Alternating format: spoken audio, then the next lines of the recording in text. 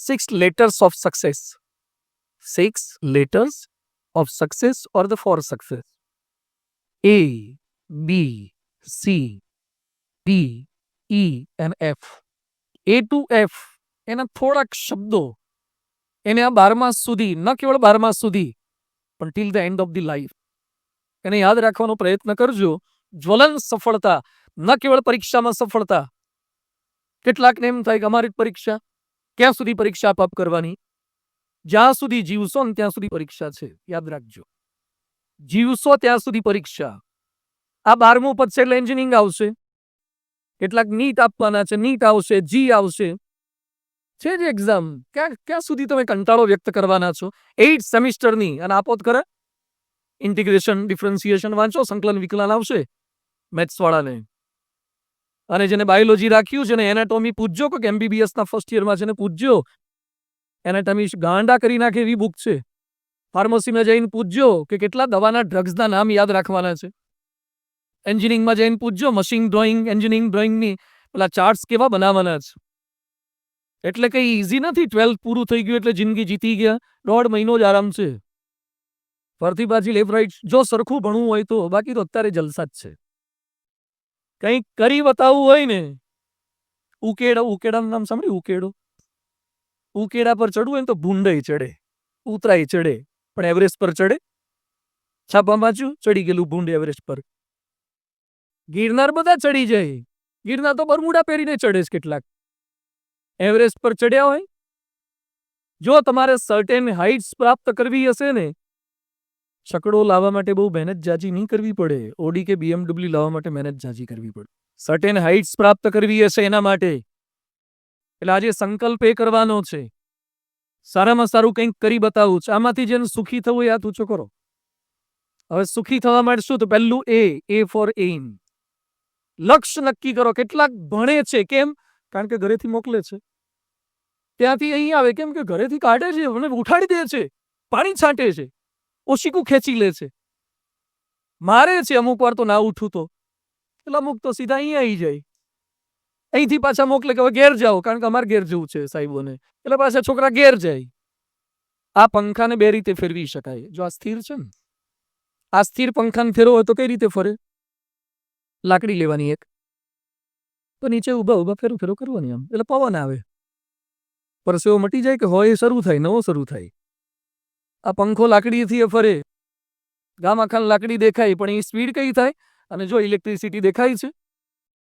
નથી દેખાતી, છતાં ફેરવે છે ને. એમ ધ્યેય તમારા મનમાં દ્રઢ થશે ને, પછી ન તો મમ્મીએ જગાડવા પડે, ન તો પપ્પાએ જગાડવા પડે. ત્યારે આપણે કોકના માટે ભણીએ છીએ. યાદ રાખજો આ વાક્ય, અત્યારે કોકના માટે ભણીએ છીએ. એટલે ઘણી વાર તમારા મમ્મી પપ્પા બોલે છે, તારા તું 12માં છે કે હું છું? તારા લીધે અમારું ઉજાગરા થાય છે. અને ઘણી વાર છોકરા શું કે, મમ્મી વહેલા ઉઠાડજે. એટલે એની મમ્મી બિચારી વહેલા ઉઠે, એને ઉઠાડીને પાછી હુઈ જાય, પણ શંકા તો હોય કે મારો કેલૈયો કુંવર જોલા જ ખાતો હશે. એટલે પાછા જોવા જાય તારો જોલે જ ચડ્યો હોય, હુઈ ગયો હોય. તમારા માટે કેટલા ઉજાગરા લોકો કરે છે. તો આપણે ડિસાઈડ કરવાનું છે કે ભણવાનું મારે છે. હું મમ્મી પપ્પા માટે નથી ભણતો, મારા માટે ભણું છું. મારી કેરિયર બનાવવાની છે. ભવિષ્યમાં તમારા નામની આગળ કંઈક ડિગ્રી લાગે, ભવિષ્યમાં 10-15 માણસો ઉભા, એની વચ્ચે તમારો પરિચય અપાય, તેમાં તમે ડોક્ટર કે એન્જિનિયર કે સીએ કે સીએસ કે MBA થયેલા છો, એવું લાગે એવી ઈચ્છા છે. આના માટે ભણવું પડશે. અને ભવિષ્યમાં તમે જ્યારે કોઈકના પિતા કે માતા થશો, અને એ સમયે તમે તમારા ભવિષ્યના દીકરા દીકરીને કહેશો કે બેટા ભણ, તાર પૂછશે પપ્પા તમે શું ભણેલા? કે હું તો 12માં પાસ થયો હતો. હા, તો કે અમને કહેતા નહીં. તમે જો નહીં ભણ્યા હોય તો તમારી જનરેશનને કંઈ પણ નહીં શકો. ભણવું જ પડશે. એટલે પહેલું આપણા મનની અંદર ડિસાઈડ, અને તો તાકાત બધી આવશે. અમેરિકા વાળાએ સંકલ્પ કર્યો, man must land on moon. American પ્રેસિડેન્ટે સંકલ્પ કર્યો, man must land on moon. માણસ ચંદ્ર પર ઉતરશે. ચંદ્ર ક્યાં છે? નજીક છે, 1-8 કિલોમીટર થાય. નીચેથી ચંદ્ર પર જવાનું. પૃથ્વી ફરે, ચંદ્ર ફરે, બે ફરતા હોય તો કેમનું ભેગું થાય? કેમનું ભેગું થાય? નીચેથી ઉપર જવું એટલે. અને એક્ઝેક્ટ એની સ્પીડ મેઝર કરવાની. અહીંથી મોકલ્યું હોય રોકેટ, અને એક્ઝેક્ટ ત્યાં જવું જોઈએ, ત્યાં પાછું ઉતરવાનું. ચંદ્ર નામનું કોક આવું ગ્રહ છે, એના પર ઉતરી શકાય. કયા ગેસીસ હશે? ઓક્સિજન હશે કે નહીં હોય, અંદર ડૂબી તો નહીં જવાય ને, કેટલી સંભાવનાઓ હતી. એની વચ્ચે અમેરિકન સંકલ્પ કરે કે man must land on moon. જ્યારે આપણા વાળા શું કે ચાંદા મામા છે અને સુરત દાદા છે. ઠંડક આપે મામા ને તપી જાય દાદા. ઘણા કે ચંદ્ર છે એમાં ઝૂંપડી છે ડોશી છે બાજુ બકરી છે. ચાંદામાં દેખાય ને થોડા થોડા ડાઘ. એટલે એ ચંદ્ર ગ્રહ છે. અમેરિકા વાળા જઈ આયા. સંકલ્પ, ધ્યેય નક્કી કરો તો બધું થાય. તાકાત જનરેટ થશે. ઉત્તરાયણ આવે છે. પતંગ ચગાવવા ગમે છે? આવડે છે બધાને? પતંગ ચગાવવા માટે એકવાર તમે મનમાં નક્કી કરો ચગાવો છે તો દોરી લાવે, કાચ પીવડાવે, પછી સારામાં સારી આવે ને એવી દોરી, ગંડા કે સાકળ 8 કે બરેલી કે આવી બધી દોરી હોધી લઈ આવે. અડતા કપાઈ જવો જોઈએ, આમ કાપી જ નાખવા છે. ફિરકી લાવે, પિલ્લા લાવે. સવારના પરમાં વહેલો ઉઠી જાય, ઉઠાડવા ના પડે એ દિવસે. ભલે ઠંડી હોય, હાથમાં કાપવા પડે તો પેલી ટોટીઓ લગાવે, અહીંયા બેન્ડેડ લગાવે. સનલાઇટ આવતી હોય તો ગોગલ્સ લગાવે પાછા. એ દિવસે ખાવા પીવાની ચિંતા નહીં, ઉપર તો લાંકડીઓ ખાધા કરે અને પતંગ ચગાવે. અને એમાં કોઈ પતંગને છૂટ અપાવનારું શું કહે છે અહીંયા કાઠિયાવાડમાં? આમ કરીને છોડે એને અપાવું કે મુકાવો? પતંગ મુકાવો. પતંગ મુકાવનારું કોઈ ના હોય તો એકલા એકલા શું કરે? આમ બાળ પાળીની બાજુ છે, આમ કરે કે નહીં? તમે મનમાં નક્કી કર્યું છે કે ચગાવો છે તો કોઈ ના હોય તો એ ચગાવો છો ને. અને પવન ના હોય ને તમારી સોસાયટીમાં તો સામે કાંઠે ફોન કરે રણછોડનગરમાં, તમારે છે? હા કે અમારે તો છે. તો પતંગ લઈને બાઈક હો તો ત્યાં જાય, ત્યાં જઈને ચગાવે. મનમાં નક્કી કર્યું છે કે પતંગ ચગાવો છે તો ન તો ઠંડી નડે, ન તો હાઈટ નડે, ન તો ભૂખ નડે. કોક કાપી નાખે તો નવો ચગાવે, ફરતી ચગાવે. પ્રયત્ન કરે છે. તાકાત ક્યાંથી આવી? ધ્યેય નક્કી થયું છે. ગાંધીજીને ઓળખો બધા? શું થાય તમારે? શું થાય તારે? શું થાય? હે પિતા શું થાય? કોના પિતા થાય? આખા રાષ્ટ્રના પિતા. તમારા લોકો, તમારા પપ્પાને કેટલા લોકો પિતા કે? તારા પિતાને કેટલા લોકો પિતા કે? જો ખરેખર જો પિતા હોય ને તો આખું સોસાયટી પિતા કે પપ્પા પિતા છે.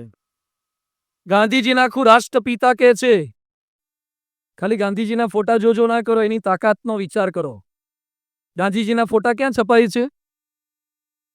ક્લાસ વર્ક કે હોમવર્કની નોટ પર.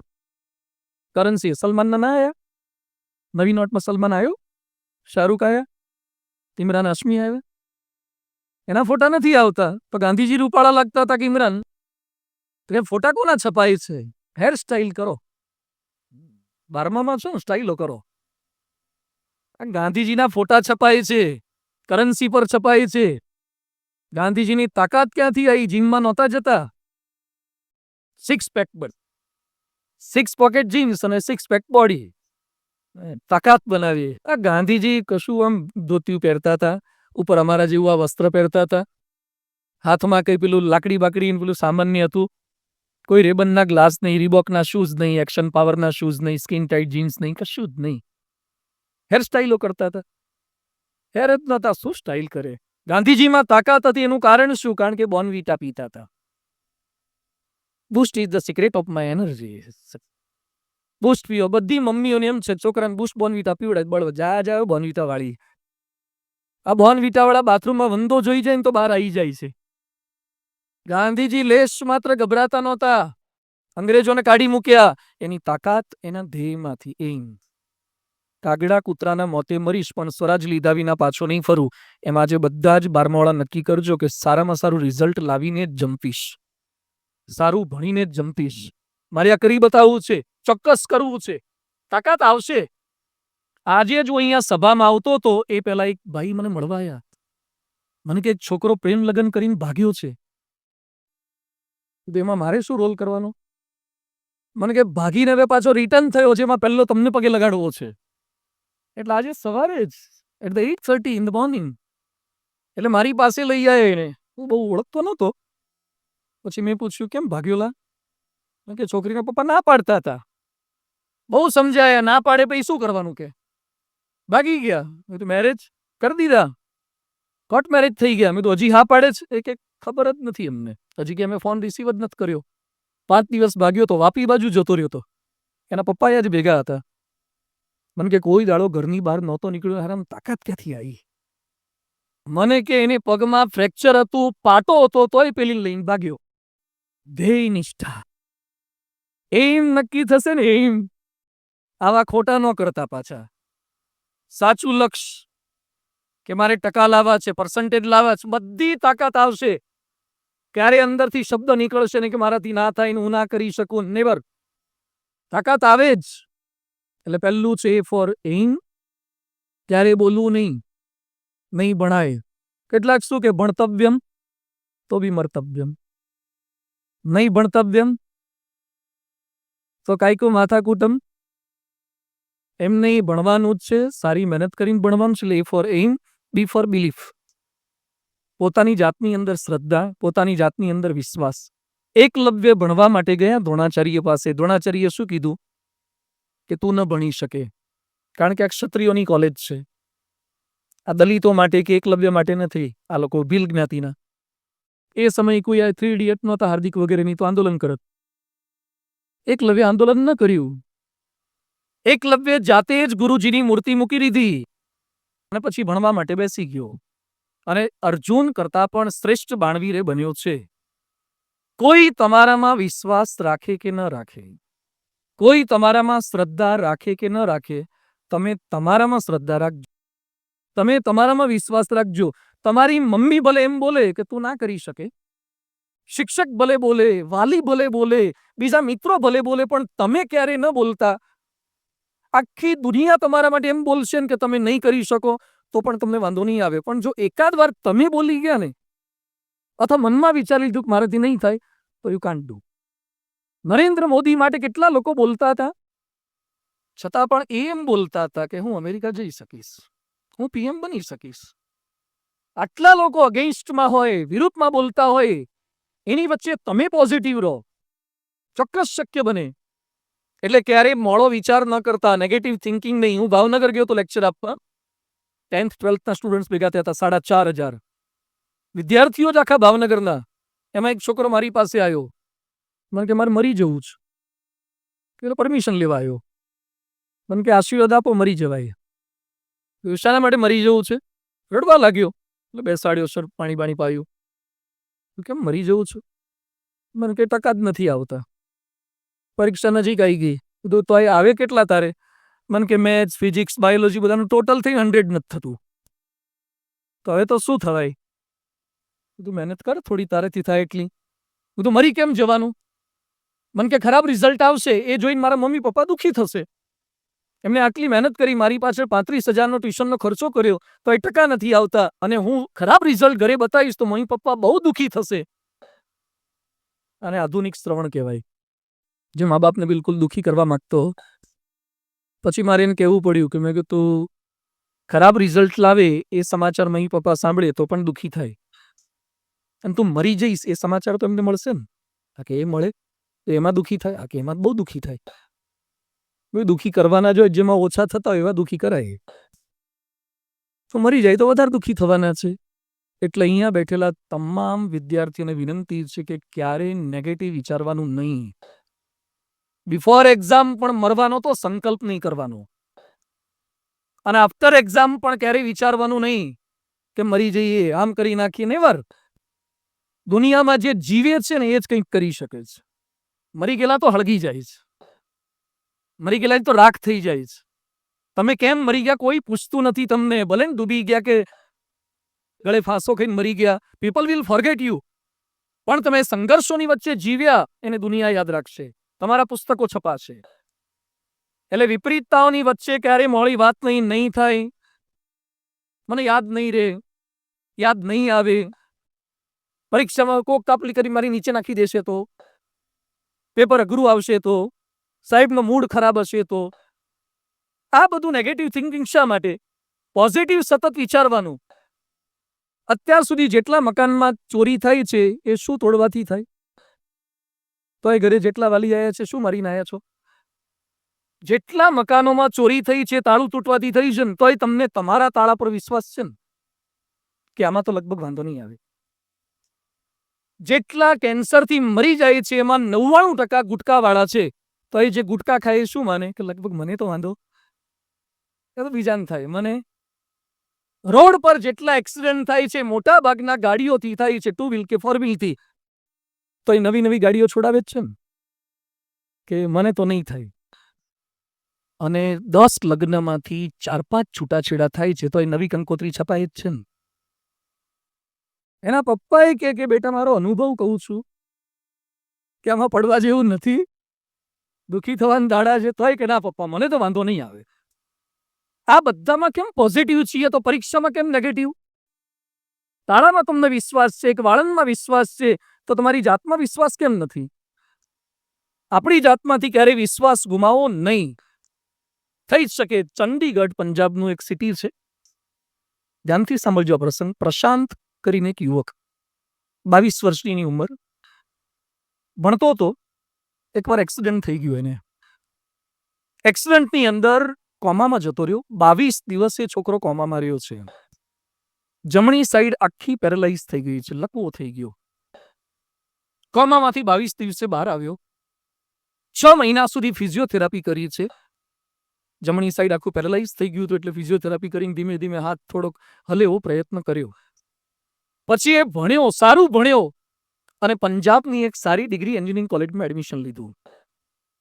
એન્જિનિયરિંગનું એકાદ વર્ષ થયું હશે અને એમાં કાર લઈને જતો, તેમાં કારને એક્સિડન્ટ થયો અને જે આગળ વિન્ડ સ્ક્રીન આવે એ આખો સ્ક્રીન એના આંખમાં બધે વાગ્યો. બંને આંખો એની ફૂટી ગઈ. મદ્રાસમાં શંકર નેત્રાલય હોસ્પિટલ છે, ત્યાંની સર્જરી કરી. 10% દેખી શકે છે, કેવળ 10% વિઝન છે. એન્જિનિયરિંગ એણે પૂરું કર્યું. એટલાથી અટક્યો નહીં, એણે કેટની એક્ઝામ આપી. કેટ એક્ઝામ શેના માટે છે? નામ કેટ છે પણ લાયન જેવી છે. કેટની એક્ઝામ આપી, MBA થયો. 10% જ આંખની રોશની છે છતાં MBA છે. પેલી અરુણિમા સિંહા, જેના પગ કપાઈ ગયા, એવરેસ્ટ ચડે. જો તમે મનથી વિશ્વાસ ગુમાવશો ને તો તમે એક દાદરો સર્વોદયનો નહીં ચડી શકો. મનથી વિશ્વાસ ગુમાવશો તો નહીં થાય. આપણા કરતા લોકોની શારીરિક પરિસ્થિતિ કેટલી ખરાબ છે, કેટલી આર્થિક પરિસ્થિતિઓ ખરાબ છે, છતાં લોકો ભણે છે. આપણે કેમ ના ભણી શકીએ? તો વી ફોર બિલીફ, પોતાની જાતની અંદર શ્રદ્ધા. એટલા પરીક્ષા નજીક આવેલા વાલીઓને વિનંતી છે કે થોડાક અપશબ્દો ઓછા વાપરજો. પ્રેમથી કેવું પણ ટોક ટોક કરવા નહીં. અત્યારે સ્પ્રિંગ બધાની છટકી તરત જાય છે. બધા કાચના વાસણ થઈ ગયા છે. શેના? તરત તૂટી જાય. તૂટે ખરું, પાછું આપણને પગમાં વાગે ખરું. આજે જ ન્યૂઝમાં છે, 9મા ધોરણના એક છોકરાને મોબાઈલ વાપરવાની ના પાડીને શું કર્યું? ફાંસો ખાઈ લીધો. શા માટે? 9મા ધોરણમાં મોબાઈલ વાપરવાની ના પાડી, ગળે ફાંસો ખાઈ. Fragile. We all become fragile. આપણે બધા જ કચકડાના કાચ એ વાસણ જેવા બની ગયા છીએ. પોતાની જાતમાં વિશ્વાસ. એટલે તમને વિનંતી છે, કોઈ ગમે તેટલી તમારી ટીકા કરે, કેટલાક મિત્રો તમને પાછા પાડવા કેટલાક ખેલ કરશે, તને ના આવડ્યા તો ચર્ચામાં ના ઉતરો. કોઈક તમારા કરતા વધારે હોશિયાર હોય, શીખવાનો પ્રયત્ન કરો. ક્યારે લઘુતા ગ્રંથિ ના અનુભવો. લઘુતા ગ્રંથિ ક્યારે ના અનુભવો. આપણામાં એક કેટલામાં સુપિરિયરિટી કોમ્પ્લેક્સ છે, કેટલામાં ઇન્ફિરિયરિટી કોમ્પ્લેક્સ છે. પેલો 90 વાળો છે, મારે તો 60 જ આવે છે. તો એની બાજુમાં બહુ ન બેસો. શીખો, શીખવા પૂરતું શીખો. દરેકની પ્રતિભા અલગ અલગ છે. કોઈ દિવસ દ્રાક્ષ મનમાં એમ વિચાર કરે કે તળબૂચ આવડું મોટું, હું શું કરું તો તળબૂચ થવું? દ્રાક્ષે તળબૂચ થવાની કાંઈ જરૂર નથી. કેરી આવડી જ હોય, તળબૂચ આવડું જ હોય, શક્કરટેટી આવડી હોય, દ્રાક્ષ આવડી હોય. દરેકની અલગ અલગ સાઈઝ છે, દરેકના અલગ અલગ ગુણો છે. કોઈકને મેથ્સ ફાવે, કોઈકને બાયોલોજી ફાવે, કોઈકને ફિઝિક્સ વધારે ફાવે, કોઈ કોમર્સના હોય, કોઈ આર્ટ્સના હોય. તમારી જે શક્તિ છે ને બહાર લાવવાનો પ્રયત્ન કરો. ક્યારેય કોઈની સાથે કમ્પેરિઝન કરો નહીં. કોક મારાથી આગળ નીકળી જવાની ચિંતા બિલકુલ કરો નહીં. તમે તમારી ટ્રેકમાં રહેવાનો પ્રયત્ન કરો. આ શ્રદ્ધા હશે તો આગળ ચોક્કસ આપણે વધી શકીએ છીએ. એટલે A for aim, B for belief and C for concentration. હવે નજીક આવે છે પરીક્ષા. જેટલા એકાગ્ર થશો ને ગણાશું કે રોજ 5 કલાક વાંચું છું. કેટલા કલાક વાંચો છો અગત્યનું નથી. ઘણાનો ફેસબુકમાં હોય પણ બુક સહેજ ફેસમાં અંદર આવતી જ નથી. એ અંદર જાય એના માટે શું કરવાનું છે? એકાગ્ર થવાનું છે. અર્જુનને શરત રાખી હતી મત્સ્યવેદની, દ્રૌપદીના સ્વયંવરમાં માછલી ફરતી હોય ગોળ ગોળ, એમાં ત્રાજવાના બે પલ્લામાં પગ મૂકવાના, એક પગ આમાં એક પગ આમાં, અને પેલી માછલી ફરતી હોય જોવાનું નીચે અને મત્સ્યવેદ ઉપર કરવાનું. કેટલું કોન્સન્ટ્રેશન હોય તો થાય. ઘણા કોક જાડી આવે ને તો પલ્લામાં ઉભા ન રહી શકે. ઘણા વજન કાંટા પર ઉભા રહે, વજન કોકને જોવાનું કેવું પડે, કારણ કે એને દેખાય જ નહીં પોતાનું. એ આ તો ત્રાજવાના બે પલ્લામાં પગ મૂકીને સ્થિર થવાનું અને નીચે જોવાનું, ઉપર મત્સ્યવેદ કરવાનું. ઘણા રેસકોર્સમાં પેલા જન્માષ્ટમી મેળામાં છે ને, પેલું આવડી બંદૂકડી લઈને ફુગ્ગા ફોડે એમાં. અર્જુન એમ નહોતા. અર્જુન આ કરી શક્યા, પણ કોન્સન્ટ્રેશન, એકાગ્રતા. એટલે તમને પણ વિનંતી છે, જેટલા એકાગ્ર થશો એટલી જ સફળતા મળશે. બીજું બધું જ બાજુ પર. કલામને ઓળખો છો ને? શું નામ હતું એમનું? APJ કલામ. આખું નામ ખબર છે? આઉલ પકીર ઝૈનુલ આબદીન અબ્દુલ કલામ. આ કલામ સાહેબ, એના લગ્ન લખાઈ ગયા હતા અને ઘરે પહોંચ્યા જ નહીં. લગ્નની તારીખે ના પહોંચ્યા તો લગ્ન કેન્સલ કરવા પડ્યા. અને કલામ પછી કઈ બુક વાંચવા બેઠા છે ને એમાં કંકોત્રી નીકળી અને નામ વાંચ્યું APJ કલામ. ઓકે, આ તો આપણી જ છે. તારીખ એક્સપાયર્ડ થઈ ગઈ. આ તો પોતાના લગ્નની કંકોત્રી ભૂલી ગયા. અને ઘણા 12માં ઘરે કોકની આવે ને તો વાહ, આપણે આવી કરાવશું. જે અત્યારથી કોકના લગ્નની કંકોત્રીઓ ભેગી કરે ને એ માંડ માંડ પતિ થાય અને પેલા રાષ્ટ્રપતિ થાય. એ રાષ્ટ્રપતિ થાય. અત્યારથી કંકોત્રી. તમારે ભણવાનું છે, ભણતી વખતે કંકોત્રીના શેના વિચાર કરો છો? કોકની આવી હોય તો જોઈ લેવાની, પણ સિલેક્ટ કરવા માટે અત્યારથી સ્ટોર ન કરી રાખો. આપણે આવી કરશું, આમ કરશું. અત્યારે ફોકસ ઓન સ્ટડી, કોન્સન્ટ્રેશન.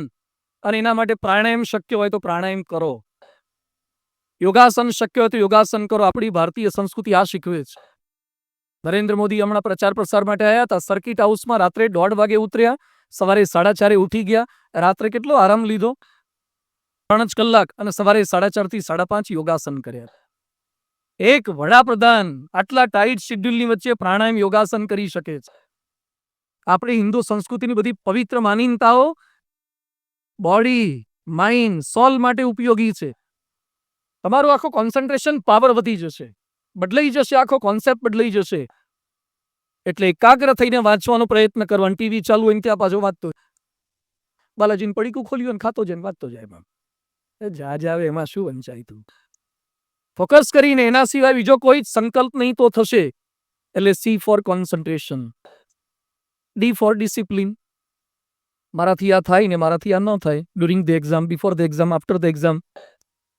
એકવાર સચિનના ધર્મપત્ની, શું નામ છે, અંજલિબેન, એના દીકરાને લઈને ભણાવતા હતા.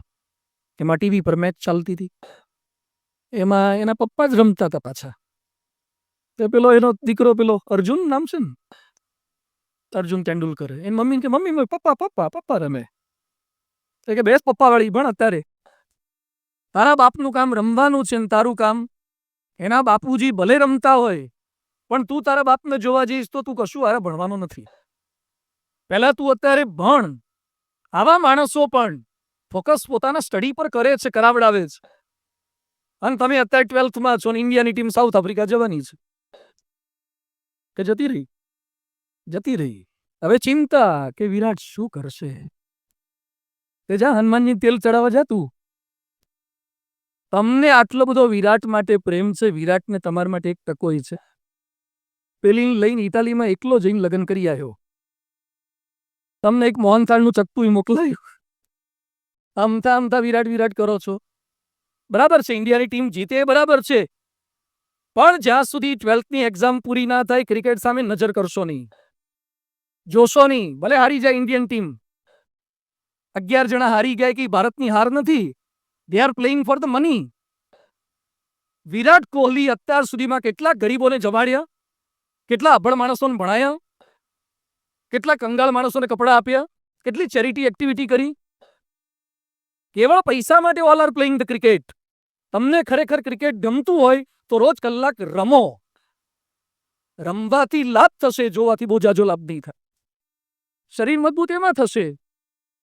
એટલે ખાસ બધાને વિનંતી છે, એક્ઝામ પૂરી ના થાય ત્યાં સુધી પૂર્ણ ડિસિપ્લિનની અંદર ટીવી બને ત્યાં સુધી બંધ જ કરી દો. બોઇલર